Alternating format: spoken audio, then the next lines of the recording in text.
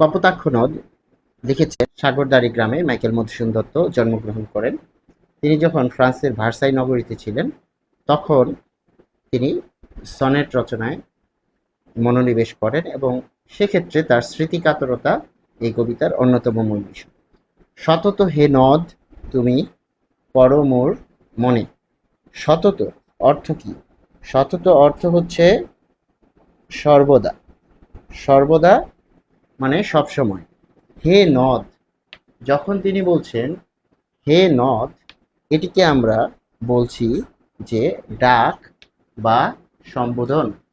অর্থাৎ তিনি যখন ডাক দিচ্ছেন বা কাউকে সম্বোধন করছেন তখন তিনি বলছেন হে নদ।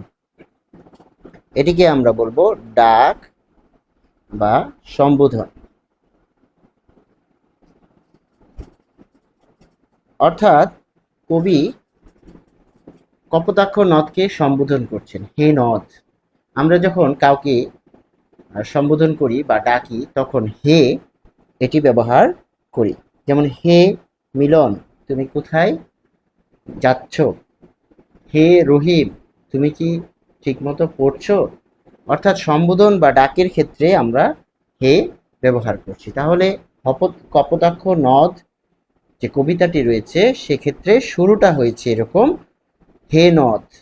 অর্থাৎ কপোতাক্ষ নদকে ডেকে বা সম্বোধন করে বা স্মরণ করে কবি বলছেন তুমি পর মোর মনে। অর্থাৎ সতত হে নদ তুমি পর মোর মনে।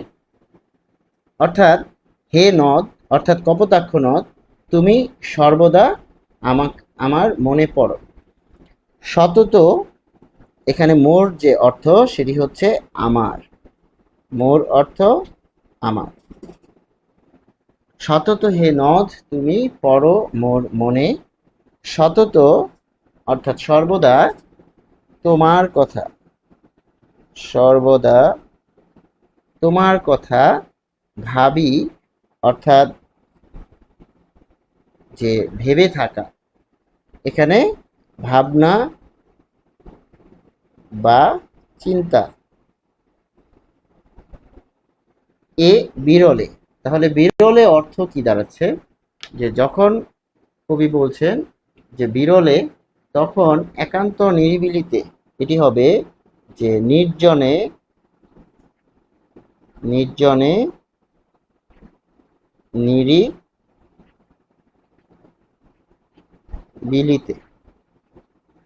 অর্থাৎ ফ্রান্সের ভার্সাই নগরীতে দূর পরবাসে বা প্রবাসে বা বিদেশে থেকে কবি কি করছেন, তার যে মাতৃভূমি, এই মাতৃভূমির যে পাশে, তার যে বাড়ির পাশে এখানে কপোতাক্ষ নদ রয়েছে, সেই কপোতাক্ষ নদকে তিনি স্মরণ করছেন। কারণ কি? কারণ তিনি আসলে জীবনের একটা পর্যায়ে কিন্তু ইংরেজি সাহিত্যের বিখ্যাত কবি হতে চেয়েছিলেন, কিন্তু যখন তিনি বুঝলেন যে ইংরেজরা আসলে সেই স্বীকৃতি তাকে দিবে না, তখন তিনি বাংলা ভাষার প্রতি তার যে পাণ্ডিত্য সেগুলো নিয়ে মনোনিবেশ করলেন। ফলে তার যে স্মৃতিকাতরতা, দেশের প্রতি, মাটির প্রতি মমত্ব বোধ, সেটি প্রকাশিত হলো এবং যার শুরুটা হলো এভাবে যে সতত হে নদ তুমি পর মোর মনে। তো এখানে আপনি খেয়াল করতে হবে যে একটা পাহাড়ে যেরকম আমরা উঠি, সেই পাহাড়ের, এটি যেহেতু চতুর্দশপদী কবিতা সেটি নিয়ে আমরা আলোচনা করব, সেই পাহাড়ের চূড়ায় উঠতে হলে আপনাকে আগে হাঁটা শুরু করতে হবে। এই প্রারম্ভটা হচ্ছে এই কবিতার প্রথম লাইন। অর্থাৎ এখানে তিনি স্মরণ করছেন, কপোতাক্ষ নদকে স্মরণ করছেন। অষ্টম লাইনে এখানে গিয়ে আমরা কোথায় প্রবেশ করব? যে অষ্টম লাইনে গিয়ে আমরা প্রবেশ করব হচ্ছে এখানে, অর্থাৎ ক্লাইম্যাক্স। এটি হচ্ছে ক্লাইম্যাক্স লাইন। তাহলে সেই ক্লাইম্যাক্স লাইনে যেতে হলে আমাদের শুরুটা এখান থেকে হবে এবং এটি হচ্ছে সতত হে নদ তুমি পর মোর মনে। সতত তোমার কথা ভাবিয়ে বিরলে। অর্থাৎ সর্বদা একান্ত নিরিবিলিতে নির্জনে বসে তোমার কথা আমি স্মরণ করি। সতত অর্থাৎ সর্বদা। যেমতি, যেমতি মানে হচ্ছে যেমন করে। যেমন করে লোক, তাহলে লোক এখানে মানুষ কে বোঝাচ্ছে। বা জনকে বোঝাচ্ছে।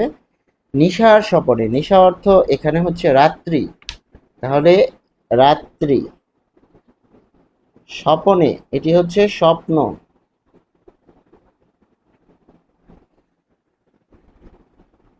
তাহলে খেয়াল করব আমরা, সতত অর্থাৎ সর্বদা, যেমতি যেমন করে লোক নিশার স্বপনে অর্থাৎ রাত্রির বেলা স্বপ্নে শোনে মায়ামন্ত্র ধ্বনি। অর্থাৎ দেখুন এখানে কিন্তু একটি ব্র্যাকেট রয়েছে, এই ব্র্যাকেটটা আমাদের খেয়াল করতে হবে। সর্বদা মানুষ যেরকম রাত্রির বেলা গভীর নিশীথে স্বপ্নের মধ্যে বা ঘুমের মধ্যে মায়ামন্ত্র ধ্বনি শুনে থাকে, ঠিক তেমনি এখানে কবি বলছেন যে তব কলকলে, কলকলে কি, এটি স্রোত, স্রোতের ধ্বনি। কলকলে হচ্ছে স্রোতের ধ্বনি, খেয়াল করতে হবে। সতত হে নদ তুমি পরম মনে, সতত তোমার কথা ভাবিয়ে বিরলে। অর্থাৎ হে নদ, তোমার কথা আমার সবসময় মনে পড়ে এবং তোমার কথা এই নির্জনে নিরিবিলিতে বসে আমি ভাবতে থাকি বা চিন্তা করতে থাকি। কারণ কি, কবি যখনই কবিতাটি লিখছেন তখন তিনি তার মাতৃভূমি থেকে অনেক দূরে ফ্রান্সের ভার্সাই নগরীতে ছিলেন। সতত যেমতি লোক নিশার স্বপনে, অর্থাৎ সর্বদা যেরকম করে লোক রাত্রিবেলা স্বপ্নে মায়ামন্ত্র ধ্বনি শোনে, ঠিক তেমনই তব কলকলে, অর্থাৎ এই তব মানে কি, এখানে তব হচ্ছে কপোতাক্ষ নদ, কপোতাক্ষ নদকে এখানে তব মানে তোমার, তব মানে এখানে তোমার, তাহলে তোমার মানে এখানে কাকে বোঝাচ্ছে, কপোতাক্ষ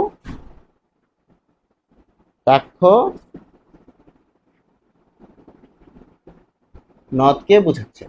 অর্থাৎ তব কলকলে জুড়াই এ কান আমি ভ্রান্তি ছলনে। এটি আমরা দেখব যে পরের লাইনটি কি হবে। দেখুন যে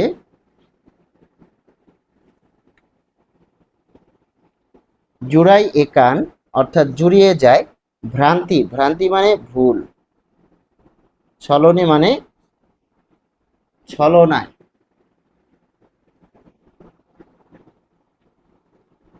খেয়াল করতে হবে যে কবি বলছেন যে তব কলকল ধ্বনি, অর্থাৎ যে কলকল ধ্বনি আছে সেই কলকল ধ্বনিতে কি করছেন তিনি,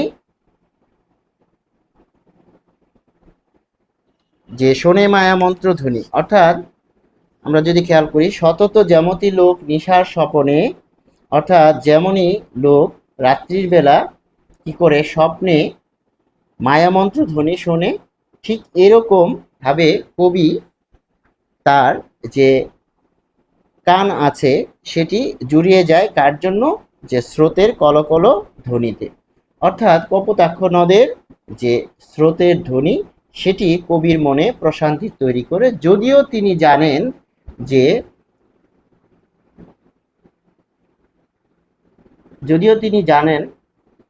যে এটা তার মনের ভুল বা ভ্রান্তি।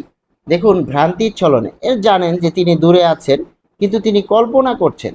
এই যে ভ্রান্তির ছলনে, এটি হচ্ছে তার মনের ভুল, যদিও এটি তার মনের ভুল, কিন্তু তিনি এই দূর পরবাসে ফ্রান্সে বসেও স্মরণ করছেন যে কি, আসলে যে তার কপোতাক্ষ নদের ধ্বনি তার মন প্রাণ জুড়িয়ে যাচ্ছে।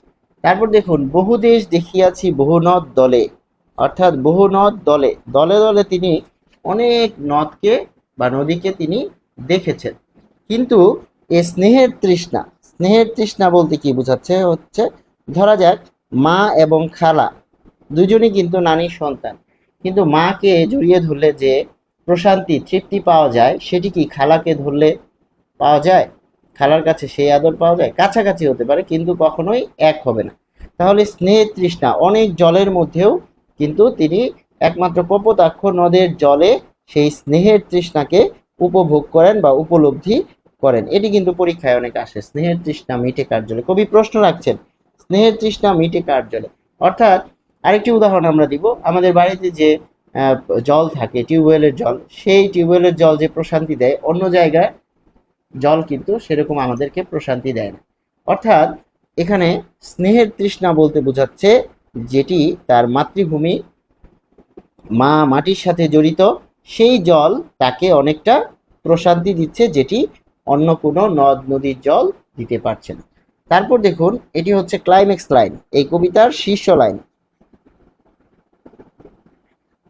দেখুন সনেট, এই যে এখানে যে আমরা চিত্রটা আঁকলাম, এই চিত্রটার এটি হচ্ছে কবিতাটা শুরু হয়েছে এখান থেকে, সতত হে নদ, সতত হে নদ, এখান থেকে শুরু হয়েছে। আর এখানে এটি ক্লাইম্যাক্স পর্যায়ে আসলো, অর্থাৎ শীর্ষবিন্দু পাহাড়ের চূড়ায় উঠেছে, অর্থাৎ এই অংশটুকু হচ্ছে 1 থেকে 8, এবং 8 নাম্বার লাইনটি এখানে এসে পড়েছে। এরপর থেকে যে এটি হচ্ছে অষ্টক, আর এটি হচ্ছে শতক বা ষষ্ঠক, সেটি কিন্তু পরবর্তী অংশে আসবে। তাহলে দুগ্ধ স্রোত রূপী তুমি জন্মভূমি স্তনে, দুগ্ধ স্রোত রূপী তুমি জন্মভূমি স্তনে বলতে কি বোঝানো হচ্ছে? এখানে এখানে জন্মভূমি হচ্ছে তার মা, আর এখানে দুগ্ধ স্রোত রূপী তুমি জন্মভূমি স্তনে বলতে বোঝাচ্ছেন যে একটি মানচিত্র দেখলে কিন্তু আমাদের স্পষ্ট তা চলে আসে। কিরকম? যে যখন আপনি দেখবেন যে এটি হচ্ছে বাংলাদেশের মানচিত্র, তো এখানে বাংলাদেশের মানচিত্রে যদি আমরা খেয়াল করি যে অনেক অসংখ্য এই যে নদ নদী আছে, এরকম নদ নদী আছে, এরকম অসংখ্য নদ নদী এর মধ্য দিয়ে বয়ে চলেছে, এবং সবগুলো গিয়ে এই বঙ্গোপসাগরে, অর্থাৎ বঙ্গোপসাগরে কিন্তু এটি পড়েছে। তাহলে এই যে বঙ্গোপসাগরে বিভিন্ন নদ নদী গিয়ে পড়লো, এটি কি বোঝাচ্ছে? এটি হচ্ছে মাতৃভূমি বাংলাদেশের, এটি হচ্ছে মাতৃভূমি। এই মাতৃভূমির মধ্যে যে কপোতাক্ষ নদ, এই যে অংশটুকু কপোতাক্ষ আমরা এখানে রাউন্ড করেছি, এটি হচ্ছে কপোতাক্ষ নদ। এই কপোতাক্ষ নদ, অর্থাৎ এরকম বয়ে চলা নদকে মায়ের বুকের দুধের সাথে তুলনা করেছে। অর্থাৎ এই মাতৃভূমি হচ্ছে বাংলাদেশ, এবং বাংলাদেশ বা যশোরের যে সাগরদাড়ি গ্রাম তার জন্মস্থান সেটি, এবং এই জায়গার মধ্যে যে কপোতাক্ষ নদ সেটি হচ্ছে যে জন্মভূমি স্তনে, অর্থাৎ দুগ্ধস্রোতরূপী। অর্থাৎ মা যেরকম একটা শিশুকে মায়ের বুকের দুধ দিয়ে বড় করে তোলে, যেমন শিশুরা কিন্তু প্রথম 6 মাস মায়ের বুকের দুধ ছাড়া কিছুই খেতে পারে না, সেক্ষেত্রে যে ইম্পর্টেন্স বা গুরুত্বটা বোঝানো হয়েছে দুগ্ধস্রোতরূপী দিয়ে কি বোঝানো হচ্ছে? যে একটি শিশু কিন্তু জন্মের পর অচল, তাহলে এরকম ভাবে দুগ্ধস্রোতরূপী দিয়ে বোঝাচ্ছে যে মায়ের বুকের দুধের মতো এই কপোতাক্ষ নদ ছাড়া, কপোতাক্ষ নদের জল ছাড়া কবির বেঁচে থাকাটা অসম্ভব। এই গুরুত্ব বোঝানোর জন্যই এটি হচ্ছে ক্লাইম্যাক্স লাইন, অর্থাৎ শীর্ষ লাইন। এখানে অষ্টক, 8টি যে লাইন থাকে অষ্টকে, এই অষ্টকের 8টি লাইনের মধ্যে এটি হচ্ছে শীর্ষ লাইন, এবং এটি পরীক্ষায় আসে বেশি। এটি আসলে পূর্বের কথাগুলো সব এই লাইনের মধ্যে নিহিত রয়েছে। আশা করি আমরা বুঝতে পেরেছি, এবং এইভাবে যদি আমরা বুঝে পড়ি তাহলে কিন্তু আমাদের যে কোনো ধরনের যে প্রশ্ন আসলে আমরা পারবো। তিনি এই কবিতার যে শীর্ষ বক্তব্য সেটি প্রথম 8 লাইন, অর্থাৎ অষ্টকের 8 নাম্বার যে লাইন রয়েছে সেখানে বলেছেন, দুগ্ধস্রোতরূপী তুমি জন্মভূমি স্তনে। অর্থাৎ মাতৃভূমি হচ্ছে তার দেশ বা গ্রাম, তার মাটি, এবং সেই মাতৃভূমির যে প্রাণ সেটি হচ্ছে কপোতাক্ষ নদ, যে কারণে তিনি বলছেন দুগ্ধস্রোতরূপী তুমি জন্মভূমি স্তনে। আশা করি আমরা বুঝতে পেরেছি, এবং এর মাধ্যমেই যে অষ্টক সম্পর্কিত আলোচনা শেষ হলো। আমরা পরবর্তী ক্লাসে আমরা শতক নিয়ে আলোচনা করব। সে পর্যন্ত সবাইকে ধন্যবাদ। আসসালামু আলাইকুম।